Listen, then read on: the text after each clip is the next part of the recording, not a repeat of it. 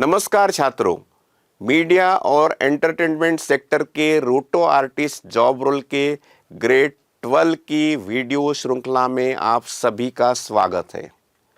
Seal out FX में रोटो nodes का उपयोग करके रोटोस्कोपिंग की जाती है। रोटो नोड्स में फोकस ऑब्जेक्ट के शेप्स बनाने या ऑब्जेक्ट को एक्सट्रैक्ट करने के लिए विभिन्न टूल्स होते हैं।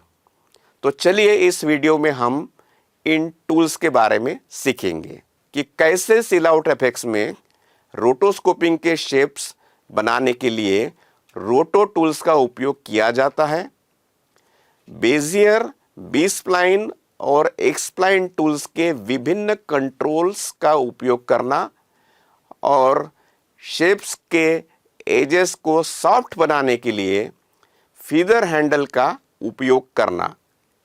तो चलिए आइए हम प्रैक्टिकल डेमोन्स्ट्रेशन के माध्यम से सील आउट एफएक्स में रोटो टूल्स का उपयोग करके देखेंगे। सबसे पहले हम इमेज सीक्वेंस इंपोर्ट करते हैं। फाइल, इंपोर्ट मीडिया,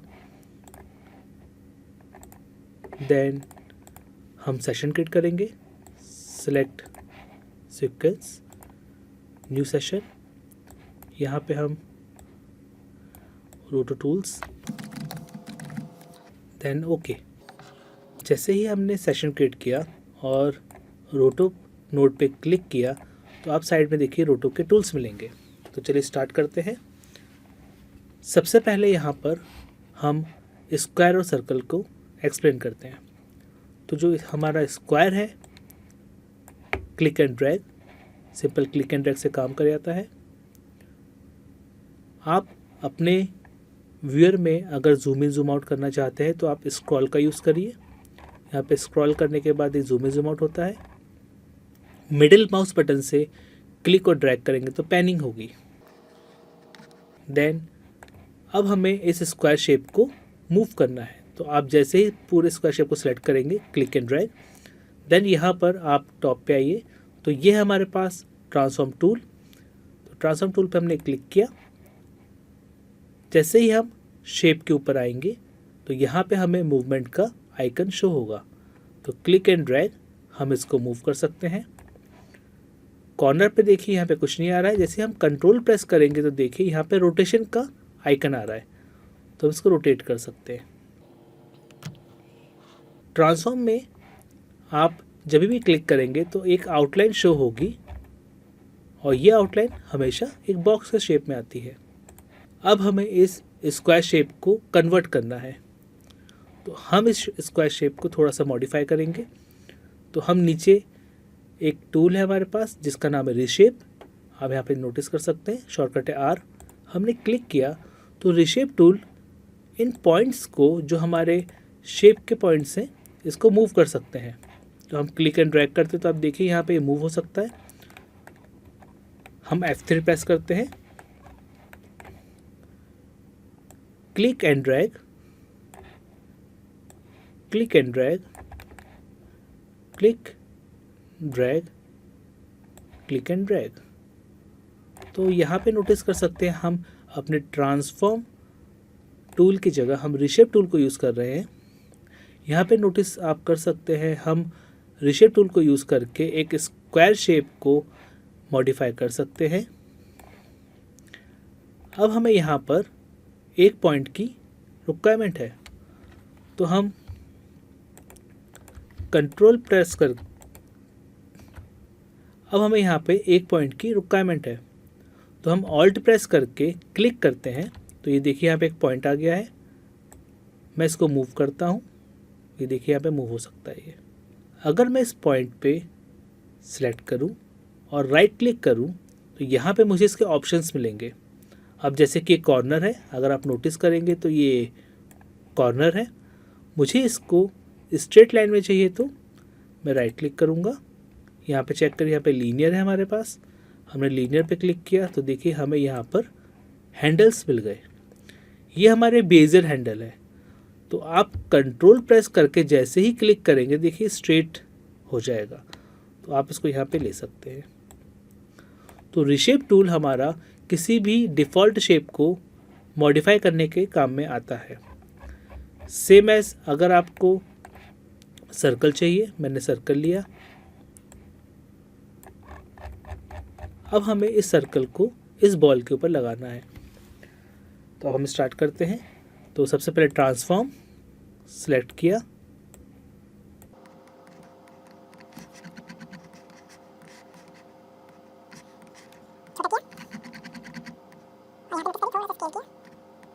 ये देखिए। तो अब हमने ट्रांसफॉर्म से ही अपने शेप को दे दिया। तो अगर आप चाहें तो यहाँ पर आप किसी और शेप को भी मॉडिफाई कर सकते हैं। तो अब हम दूसरे टूल पे आते हैं। अब जैसे कि यहाँ पर आप ऊपर देखेंगे तो यहाँ पे हमें 3 टूल और मिल रहे हैं, जिसका नाम है बी स्प्लाइन, एक्स स्प्लाइन और बेजियर। तो सबसे पहले हम बेजियर से स्टार्ट करते हैं। बेजियर क्या है?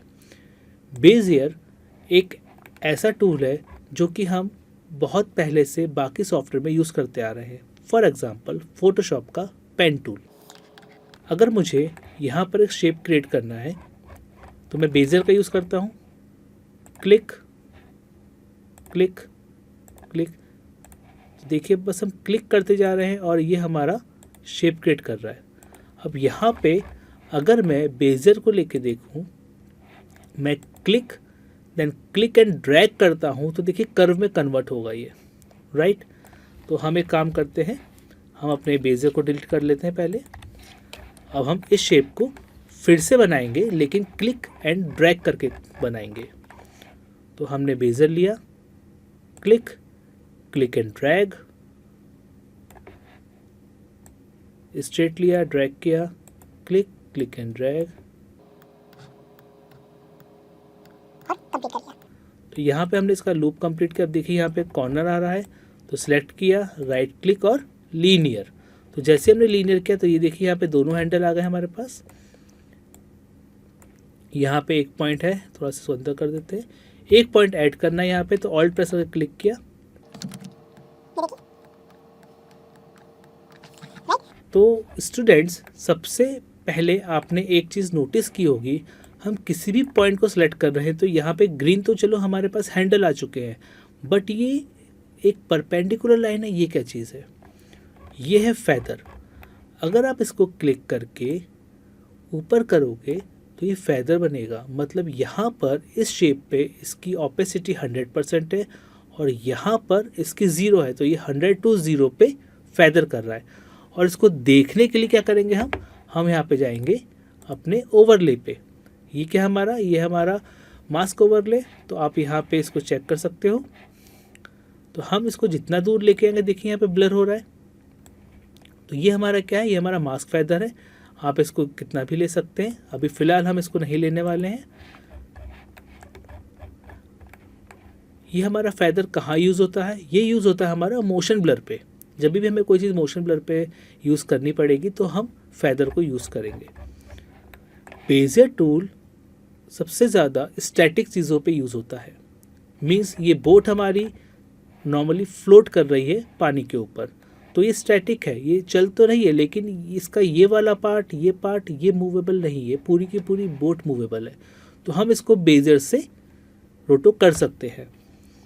अब जैसे कि हम आगे बढ़ते हैं, तो हम अपने पास एक बी स्प्लाइन और एक्स स्प्लाइन टूल को यूज़ करते हैं। तो हम सबसे पहले बी को यूज़ करेंगे।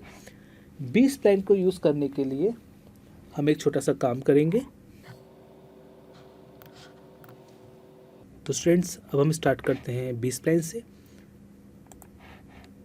सबसे पहले हम बी स्प्लाइन को देखते हैं। तो हमने सिलेक्ट किया, then click click click click click click and एक और क्लिक। आप यहाँ पे नोटिस करिए, हमने बनाया बॉक्स, लेकिन हमारा जो शेप बना वो है कर्व। बी स्प्लाइन के अंदर मोस्टली होता ये है कि आप यहाँ पर कोई भी पॉइंट क्रिएट करेंगे तो जो उसके पॉइंट्स क्रिएट होंगे वो स्क्वायर शेप में होंगे या फिर कोनिकल, बट उसके अंदर जो कर्व बनेगा वो स्मूथ बनेगा। फ़ायदा क्या होता है कि हमें यहाँ पे बेजियर की तरह पॉइंट्स को स्मूथ देने की ज़रूरत नहीं है, हमें बस पॉइंट मूव करने पड़ेंगे और वो ऑटोमेटिक स्मूथ होते जाएंगे। अब जैसे कि आप यहाँ पे देख सकते हैं, हमें यहाँ पर इस वाले पॉइंट में मान लीजिए कर्व लेना है, जैसे कि ये वुड की है। तो हम क्या करेंगे, हमने बी स्प्लाइन लिया, 1 2 3। अब ये देखिए यहाँ पर ये शेप आया, तो हम इसको सिंपल मूव करेंगे, इसको ही मूव कर लेंगे। अब यहाँ पे हमें लगता है कि एक शेप होना चाहिए, तो हम क्या कर सकते हैं, सीधे सीधे शेप बढ़ा सकते हैं। ये हमने शेप पे ऑल्ट प्रेस करके क्लिक किया, ये देखिए, तो हमें यहाँ पे पॉइंट मिल जाएगा।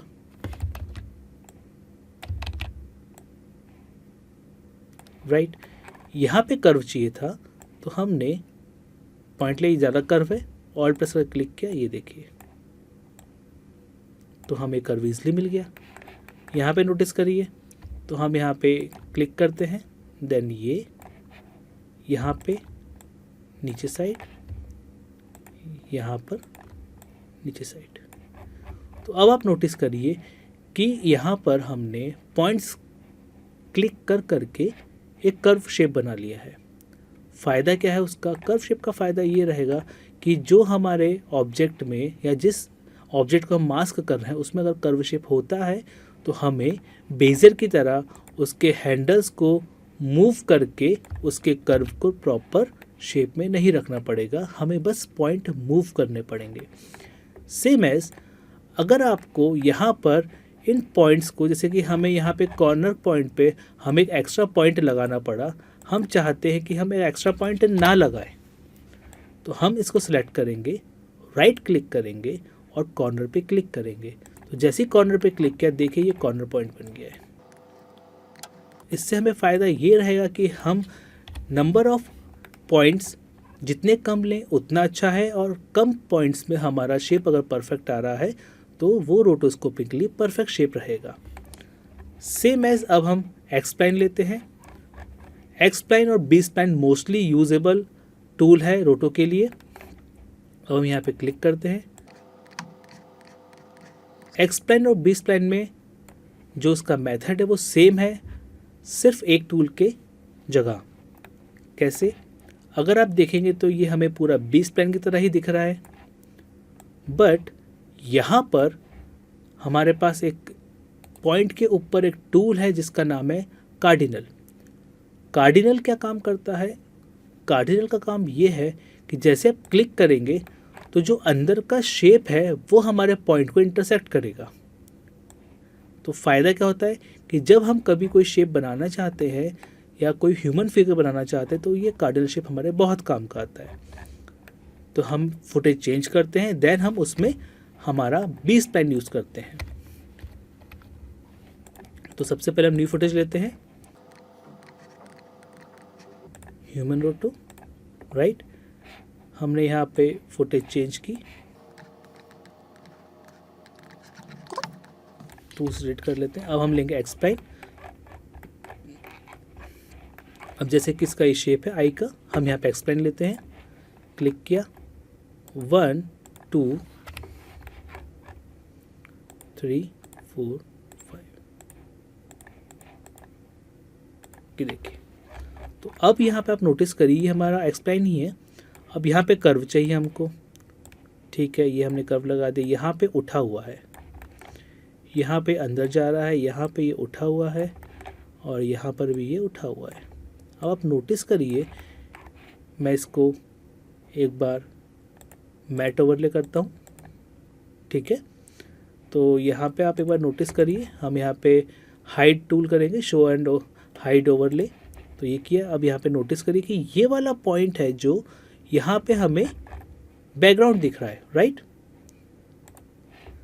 तो हमें क्या करना है, हमें इस पॉइंट को अंदर करना है। जैसे हम यहाँ से अंदर कर रहे हैं तो ये देखिए आईब्रो का भी एरिया कवर हो रहा है, ये भी अंदर जा रहा है, तो गलत है ये।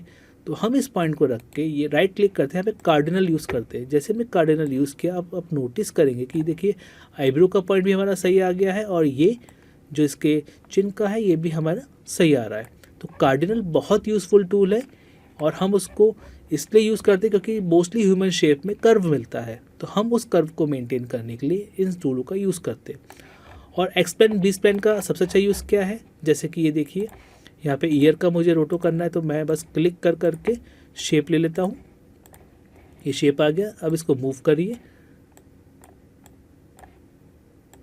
तो यहाँ पे जो कर्व मेंटेन करने का प्रोसेस है वो मेरा बहुत कम टाइम ले रहा है क्योंकि हमें बस मूव करना है। लेकिन अगर हम बेजियर लेते हैं तो बेजियर हमारा टाइम टेकन होता है, इसलिए बेजियर टूल को हम स्टैटिक में लेते हैं। और अगर हमें ह्यूमन रोटो करना है या फिर मूवेबल ऑब्जेक्ट्स पे काम करना है तो हम बी स्प्लाइन और एक्सप्लाइन को यूज़ करेंगे। अब स्टूडेंट्स बारी आती है यहाँ पर अदर ऑब्जेक्ट्स की, जैसे कि यहाँ पर हमारे पास एक और टूल दिया गया है जैसे कि आई के टूल हम यूज़ करते हैं ह्यूमन लेग या ह्यूमन हैंड के ऊपर, तो हम इसको आगे आने वाली क्लासेस में यूज़ करेंगे। अब यहाँ पे एक है ट्रैकर का, ट्रैकर बहुत यूज़फुल टूल है, इसको भी हम आगे क्लास में यूज़ करेंगे। और जैसे कि यहाँ पे मल्टी फ्रेम भी आएगा हमारे पास, मल्टी फ्रेम भी बहुत यूज़फुल है। तो जैसे से हम आगे बढ़ते आएंगे अपने एडवांस रोटो में हम इन टूल्स का यूज़ करना चालू कर देंगे। यहाँ पर एक हमारे पास है रोटो ओवरले, तो इसका भी हम यूज़ करेंगे। तो नॉर्मली अगर आप देखना चाहते हैं कि यहाँ पे शेप्स कैसे काम करते हैं तो आप बी स्प्लाइन, एक्स स्प्लाइन और बेजियर को यूज़ करिए। जो स्टैटिक है, जो सिंपल शेप्स हैं, स्क्वायर और सर्कल, आप इनको यूज़ कर सकते हैं। यहाँ पे नंबर ऑफ़ शेप्स ओनली 5 दिए गए हैं और उन्हीं शेप को आप मॉडिफाई या उनको और एडवांस वे में यूज़ करना चाहते हैं तो आप बाकी टूल्स का भी यूज़ कर सकते हैं। तो प्रिय छात्रों, इस वीडियो में आपने फोकस ऑब्जेक्ट के शेप्स बनाने के लिए रोटो टूल्स का उपयोग करना समझ गए होंगे। अगले वीडियो में हम सीलआउट एफएक्स सॉफ्टवेयर में bezier tool, B spline tool और एक्सप्लाइन टूल के बारे में और जानेंगे। तब तक इसकी प्रैक्टिस करते रहिए और सीखने का आनंद लीजिए। धन्यवाद।